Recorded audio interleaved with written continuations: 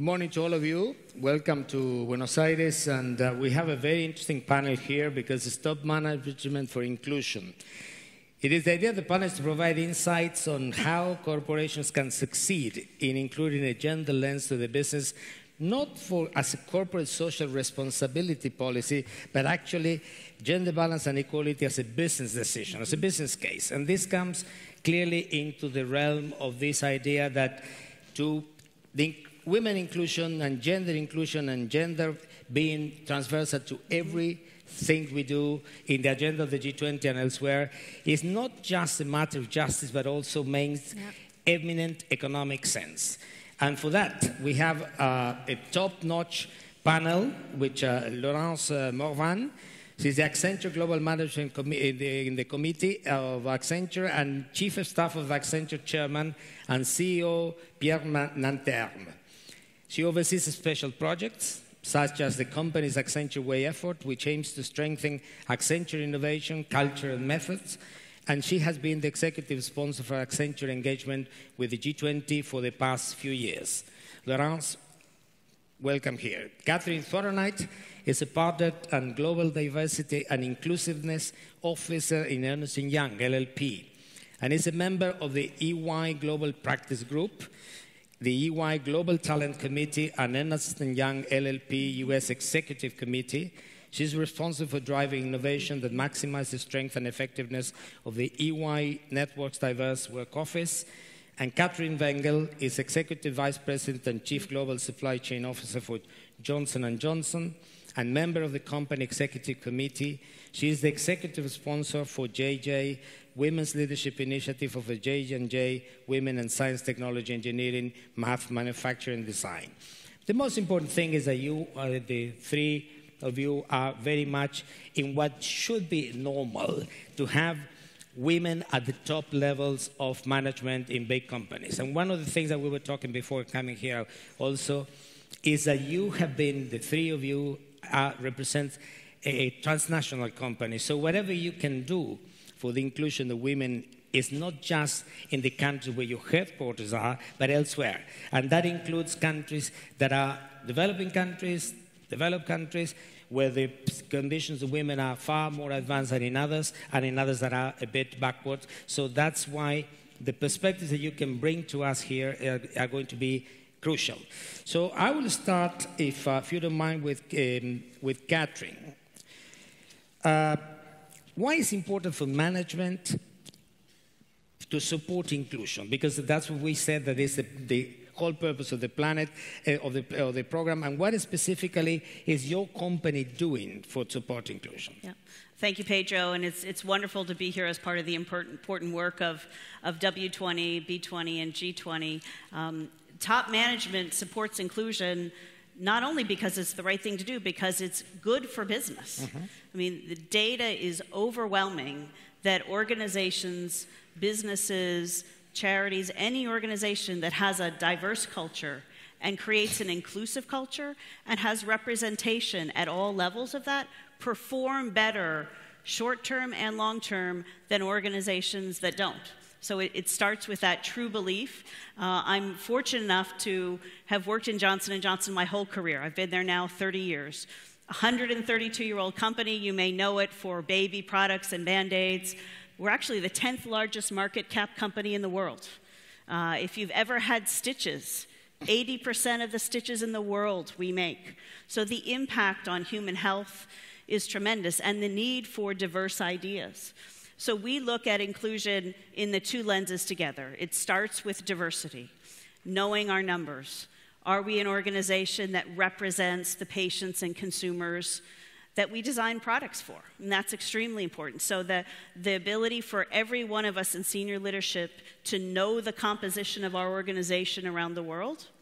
And then secondly, to create the inclusive culture and how we make sure that ideas come to the table. So those combination of things are very important for us to the point where we measure ourselves, the performance appraisal of everyone, my boss, our CEO, through every person in our organization is made up of what we do, our results, and how we do it. And those are weighted equally So the responsibility of leadership in how we drive results, how we create that culture. And then externally for us in J&J, creating that inclusive culture, it's about things way beyond our boundaries.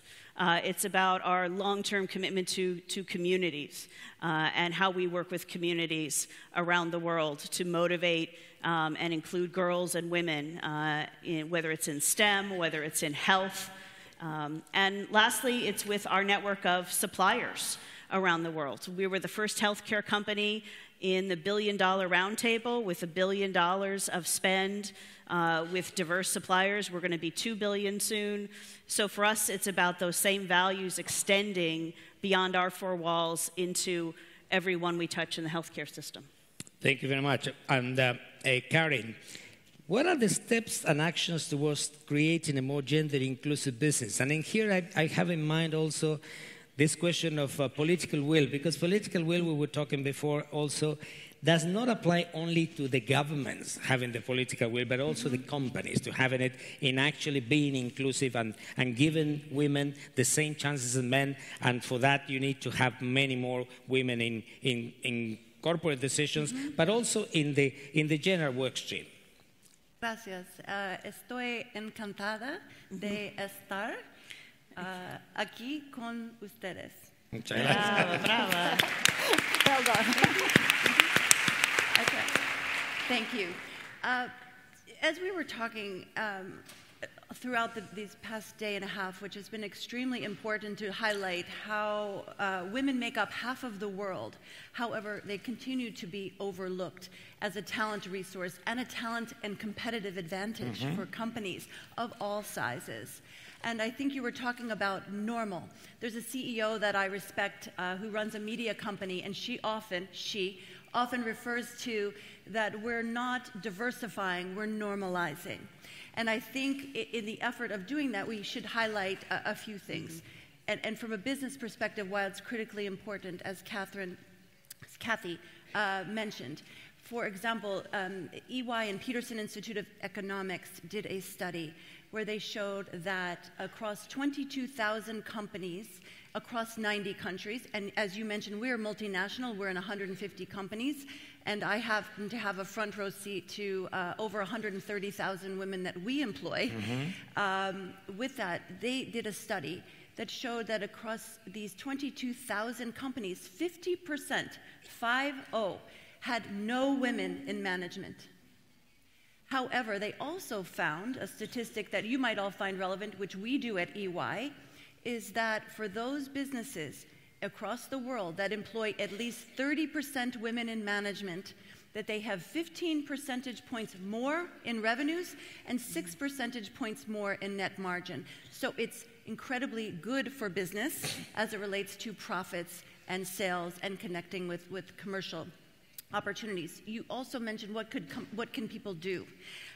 There are things that small, medium, and large companies can do. For example, could be on policies. An example might be you could have a non-discrimination policy. We have one that's across the world as a sample to make women understand that they are not only safe at work at all levels, but they're also valued and included. There can be items such as benefits. Flexibility, the opportunity doesn't mean it has to cost much. You don't have to work less. It could be working differently to be able to achieve results. And then the last thing I would suggest from a corporate environment that is critical and transformational is the concept of sponsorship. Not mentorship, but sponsorship. Somebody standing in front of you to allow you for experiences for your portfolio, learning opportunities, visibility, all throughout your experiences, as well as to sponsor innovation amongst many things. And the last thing I would just comment on, because you're talking about political and governmental, is this is incredibly important for businesses. However, there is a UN study which I really admire from a few years ago, which I think we should also reflect on, that says that women invest 90% of what they earn back into their communities and their economies. So this is a win-win, and their families. So this is a win-win for all of us, businesses, economies, and countries. So thank you. Thank you very much. Well, no question that I join in that. there's no question that the increasing GDP and world GDP that we will have by the full incorporation of women into all the work streams is huge. It makes a big difference in economic terms, not just in social, political, and even personal terms. Laurence, how can organizations close the gender labor gap on women's presence in the labor market? I understand that Accenture, which is a big company, you have put some evidence on digital skill, learning, education, work, for advancing in the careers, and that resonates very well with this, with the priorities of Argentina, because we make the question of future work linked with education and digitalization, and also the social impact that it has. Yeah, indeed. I think, as you've mentioned, the progress are needed, but they are very slow. And if you step back and you think, so what could be a game changer? I really think digitalization is the game changer. But it creates lots of opportunities, but also lots of risks, and that will need to be mitigated. So if you look on the positive sides, we have lots of studies that showcase a really clear correlation between digital fluency, the ability to embed into your career projects around digitalization with career advancements.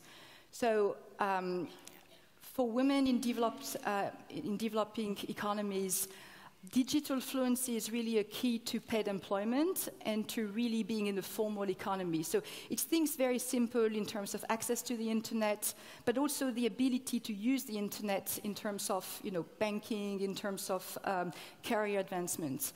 And from a social corporate responsibility perspective, we have programs that we call Skills to Succeed, which particularly tries to equip women with these skills for the digital economy. So that's one thing.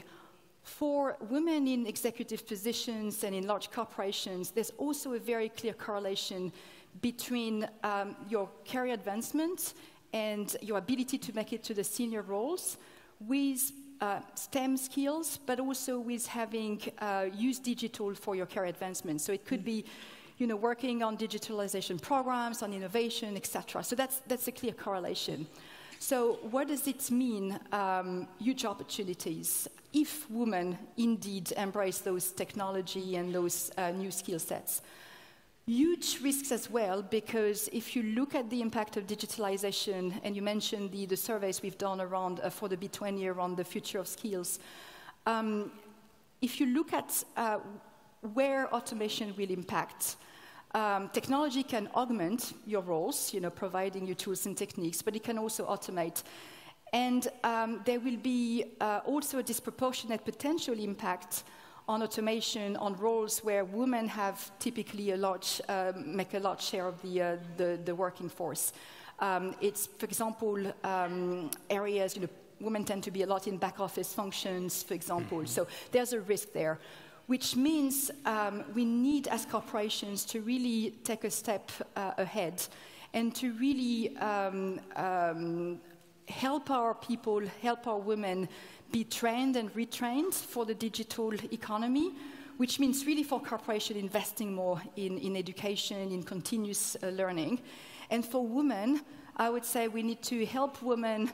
I would call that the 4 C's. Is you need first to help women envision what could be their career path, how will digitalization impact their skill sets, the roles that they can apply to. Then once you're clear with what are your aspirations, we need to help the woman with building the right experience, applying the new skills in a new job in the right environment. We need to help people expand their skills, so the continuous learning. And then it's not enough. You need to have to empower women with the right networks, with the right continuous mindsets so that they continue to learn and grow. Thank you very much. And then in the question of digitalization, also one of the things, the task we have ahead of us is to bridge the digital gap, because there is a gap also there against women. And the problem is that if that gap persists, more digitalization may mean exactly going backwards instead of going forward. And that's what, for instance, one of the problems we're having with this 25% to 2025, the Brisbane goal, which we are lagging behind severely, in fact, and we have to do something about it. And Karin, continue with this. What is the importance of the connection, this connection between innovation and diversify and inclusion? Well, studies show that diverse teams are more accurate more of the time. On the other side of it, homogeneous teams, while being very confident in their accuracy, are actually less accurate more of the time. The important thing to do is to make sure that you have the most inclusive environment, as Kathy was mentioning, to be able to leverage that diversity. Just having diversity on its own is not necessarily going to help you, nor help you with innovation. Our view is that it's not only important to have an inclusive environment, but also to have one where you build psychological trust and safety and a sense of belonging.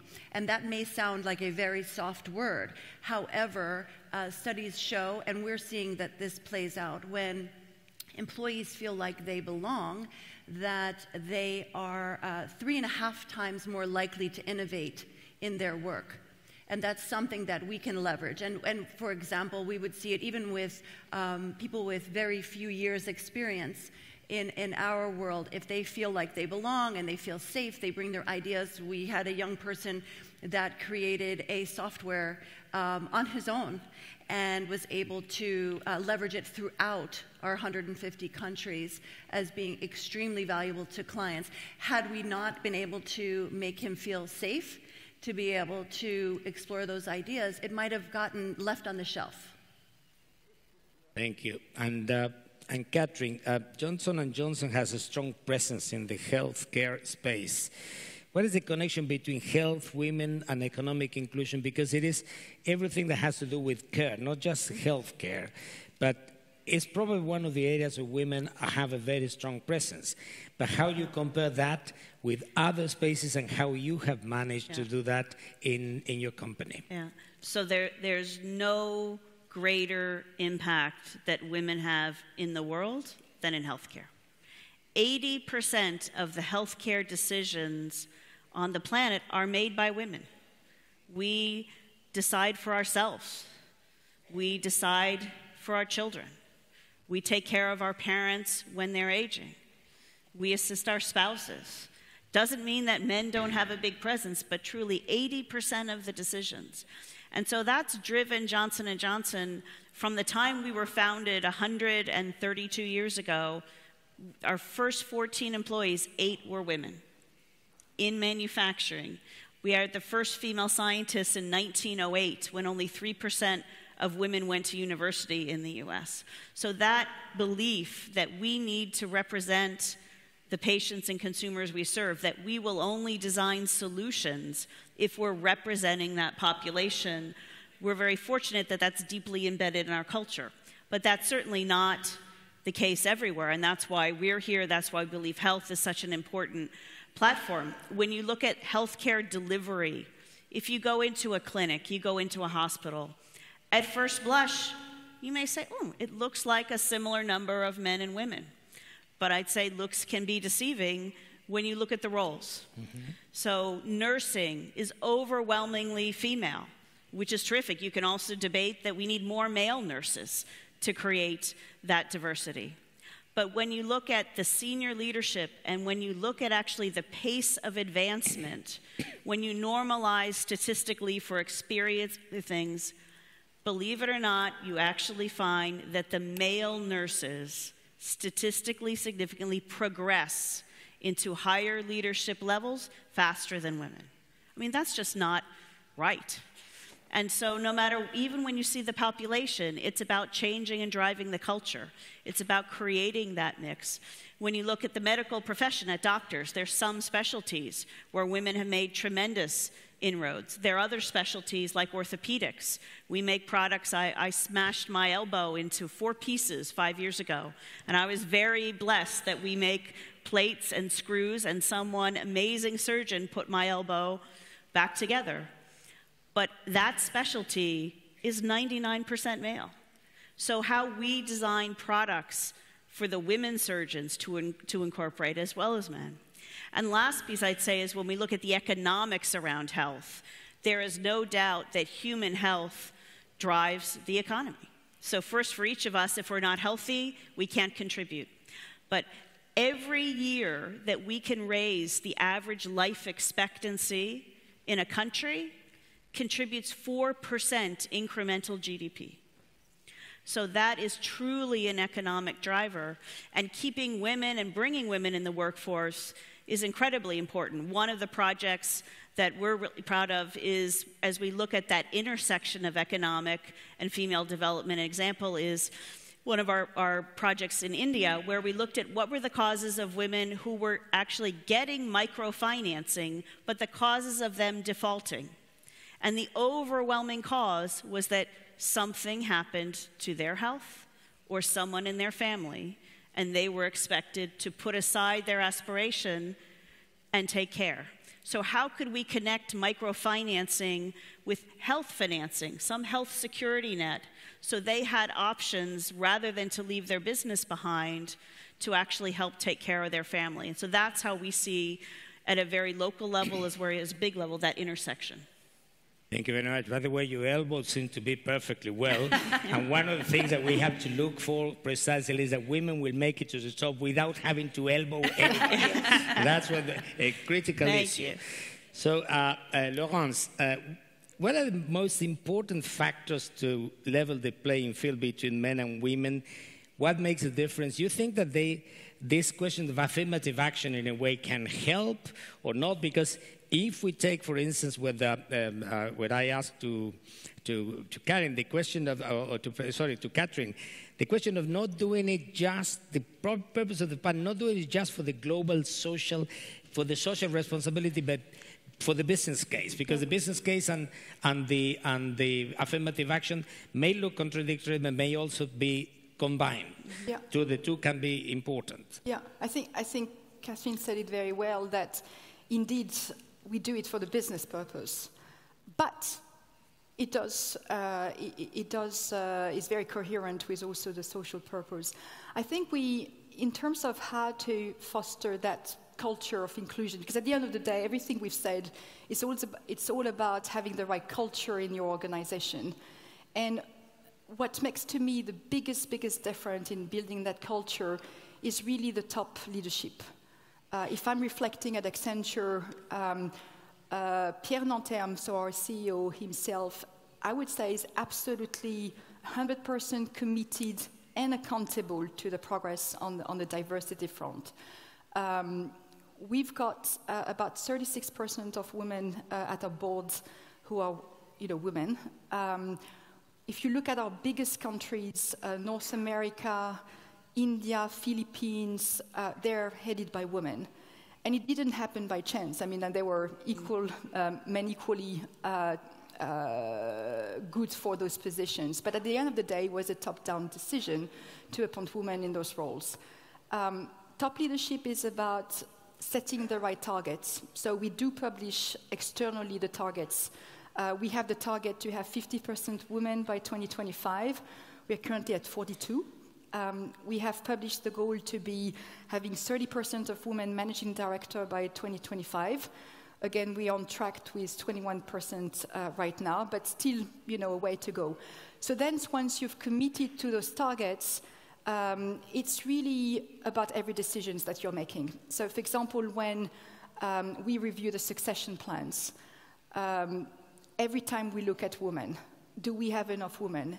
And not just women, we look at the general diversity across backgrounds, across geographies, because at the end of the day, it's about this culture of diversity that will help.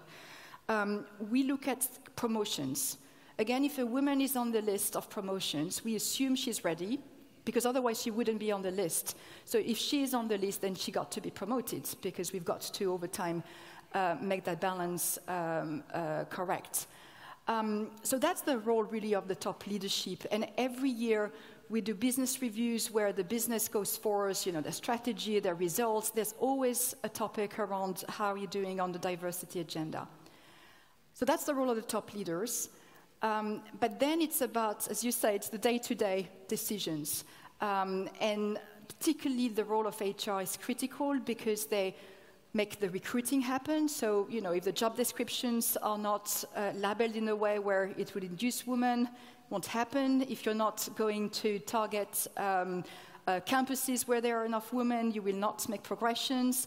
They look at the vigilance of promotions. They look at vigilance around all the pay gap potential inequalities. So it's all those day-to-day decisions where you need constant vigilance and you need really someone to be accountable for making it happen. And then the last thing is really around building this environment where women feel they can make it. And here I would say there's all companies, I'm sure, are doing a lot about sponsorship, networking, etc. I would stress, the more I think about it, it's we need to have an environment where men also benefit. Because otherwise you say, oh, you're in a sort of competition, there's just one slot for promotion, who gets it? It's a woman or it's a man. At the end of the day, we got this survey called If She Rises, We All Rise. Because at the end of the day, if we foster, more parental leave of absence, it should be good for men as well, right? So building that inclusive culture is also about making sure that people feel comfortable coming at work, whether they're men or women. And that, I think, would also be quite important for the gender promotion. There's no question that we have to do the business and social case as well. We have just a few minutes, or 1 minute, because this question will go for the three of you. How can industry become more gender balanced? That's one, and you have gone in some way to the second one. Why is the entrepreneurship ecosystem so important for gender inclusion? You, Laurence, said already something, but 1 minute for each of you before we are kicked out of here. Okay, so 2 questions there you asked. Okay, first off, one thing I would suggest as an addition to what Laurence is mentioning as it relates to including men in this conversation. Men are critical to this effort and to this progress that we're making, and many men have helped us make progress to date. One suggestion that I might have is also for us to consider in a more holistic manner, and we are as well at EY, the concept of paid parental leave for fathers as a way to reduce barriers and traditions that can impede women's access to opportunities, post-leave, pre-leave, et cetera, for maternity leave. And I mentioned that Peterson Institute study, and that study also showed that across the 90 countries, those countries that had greater advancement of women offered 11 times more paid parental leave for fathers than those that didn't. So paid parental leave can also be a pipeline builder for women. I would add that on what business can do, I believe it is the what and the how. So on the what, know your numbers, understand your demographics, understand your customer base, whether you're a business, whether you're an NGO, understand that well and make sure your idea base can come and represent that customer base. On the how you do it, the culture is so important, not only of a company or an organization, but every country's culture has different things that can accelerate women and different barriers. So there is no way that one program of a global multinational can pave the path in an equal way around the world. So Switzerland, which we think of as an advanced country, has some of the most challenging environments for our women in terms of expectations and no infrastructure around enabling women to grow their career. So it's a very different challenge in Switzerland and in Italy, just like in India, than in Argentina. So that importance of local leaders being able to understand that and have the freedom to take programs and adapt them to have the biggest impact is really important. Uh-huh. And maybe to close back the look on where I started with digitalization, I think we in our industry, we are a technology-centered company, and we know we lack women in technology, with technology background, computing background, STEM in general. So what business can do in partnership with governments and the education system is really to accelerate first inducing more women in those paths. So it starts very early in college, in high school, to make sure that girls want to embrace those career tracks. And it's more generally speaking about partnering with governments around trying to put in place the right education system and making sure that they understand the skills that the businesses will need and that they cater the education systems toward those skills. And of course, we do that. For example, we do have programs with universities, but we as business as well, we invest a lot in training, and that's where we need to, that's our role as well to the broader gender fostering. We have only 6 seconds left, so what I will say is that this was a great panel. I trust that with women like you, we are going to make a lot of progress here, but essentially, my call is for men. We have to be part of this process because otherwise it won't happen. So, a big round of applause for this. Thank you. Champions of the question. Thank you very much.